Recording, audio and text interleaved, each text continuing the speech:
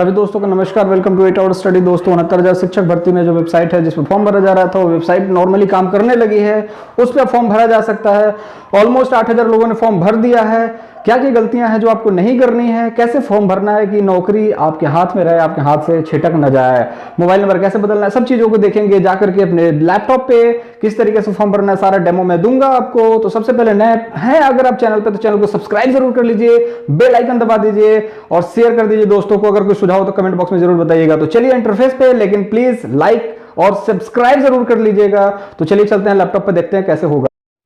तो हम आ चुके हैं गूगल पे। गूगल पर जाकर के फॉर्म को भरना है, किस तरीके से भरना है, क्या क्या चीज़ें करनी है, क्या क्या मिस्टेक नहीं करना है, सब कुछ हम यहाँ पर देखने वाले हैं। तो दोस्त किसी भी तरीके की मिस्टेक नहीं करना है, किसी भी तरीके का मिस्टेक आपको आपकी नौकरी से दूर कर सकता है। तो चलिए हम चीज़ों को समझने की कोशिश करते हैं कि किस तरीके से फॉर्म को भरें, क्या क्या चीज़ें आपको रिक्वायरमेंट है। तो सबसे पहले हम चलते हैं वेबसाइट पे। तो जो वेबसाइट होगा वो वेबसाइट हम डालेंगे यहाँ पर। वो वेबसाइट है आपका यूपी बेसिक एजुकेशन बोर्ड, ठीक है। तो ये वेबसाइट होगा। इस वेबसाइट पर जाने के बाद आपको इस तरीके का इंटरफेस देखने को मिलेगा।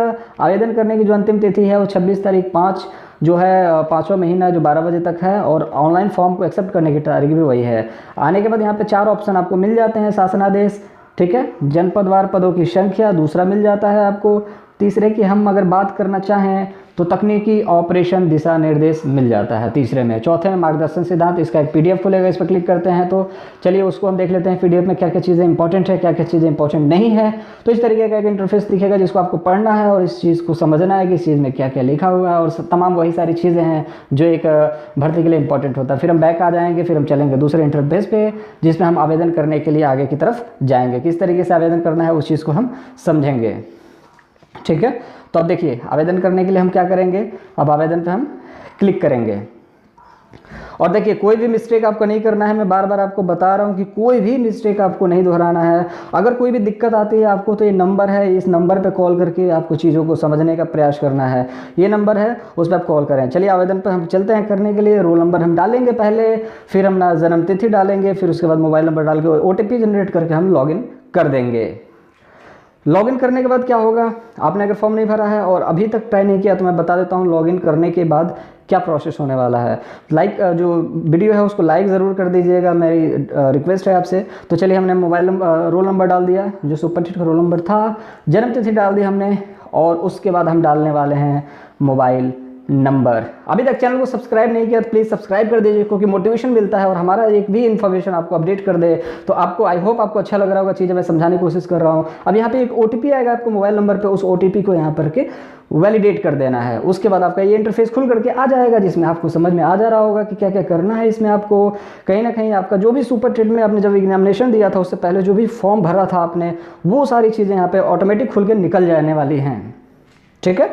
तो अब देखिए ये सारी चीज़ें निकल के आ गई, आपकी एकेडमिक वगैरह सब कुछ आ जाएगा। हाई स्कूल, इंटरमीडिएट, स्नातक या फिर जो भी आपने प्रशिक्षण लिया है, DLED, BTC एक्सेट्रा, वो सारी चीज़ें निकल के आ जाती हैं यहाँ पर।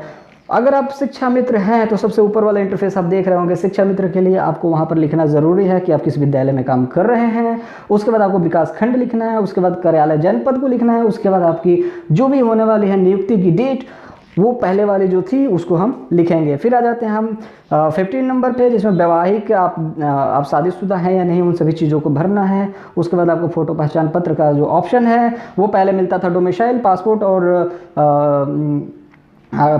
और ड्राइविंग लाइसेंस और डोमिसाइल मिलता था, लेकिन अभी एक ऑप्शन आ चुका है अदर का, और एक ऑप्शन आ चुका है वोटर ID का। मैंने वीडियो बना दिया, उस चीज़ को आप देख सकते हैं अगर देखना चाहें। बाकी उसको देखने की जरूरत नहीं है, आप इस वीडियो को देख करके आप फॉर्म को भरिए और एक सीट पक्का कीजिए। फिर आता है आपका राष्ट्रीयता, इंडियन है ही, और दूसरी चीज़ है निवास की तिथि, आपने किस दिन का निवास बनवाया हुआ था। बहुत सारे बच्चे कंफ्यूज हैं इस चीज़ में, तो आपका निवास चल जाएगा।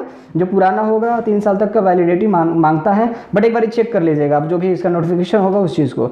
फिर उसके बाद जो नंबर आता है 75 ज़िलों का, कि आपको किस तरीके से उन ज़िलों का निर्धारण करना है। मान लीजिए कि आपको लखनऊ चाहिए तो पहले नंबर पे होगा, आगरा चाहिए तो दूसरे नंबर पे होगा, अमेठी तीसरे नंबर पे, मतलब कोई भी आपको प्रेफरेंस देना है। 75 ज़िलों को आपको भरना है।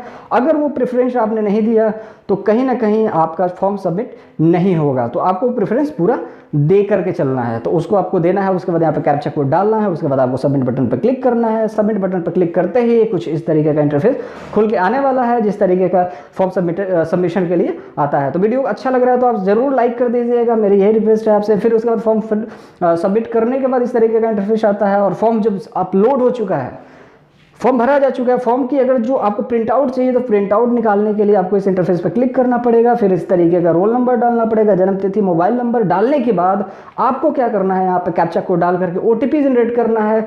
ओटीपी जनरेट करने के बाद उसका एक फॉर्म खुल के निकल जाएगा और उस फॉर्म को आप प्रिंट आउट करके ले सकते हैं। देखिए लॉकडाउन चल रहा है तो आपको प्रिंट आउट ले करके रख लेना चाहिए, अगर आपको मिल जाता है कहीं प्रिंट आउट की फैसिलिटी। लेकिन अगर नहीं मिलता फैसिलिटी तो भी कोई बात नहीं है, आपको हार्ड कॉपी रखने की जरूरत नहीं है, सॉफ्ट कॉपी अपने ईमेल पे बिल्कुल सुरक्षित करके रखिएगा। मिलेंगे अगली वीडियो में, तब तक के लिए अपना बहुत ज़्यादा ख्याल रखिए। आई होप आपको चीज़ समझ में आई होंगी। तब तक के लिए बाय बाय।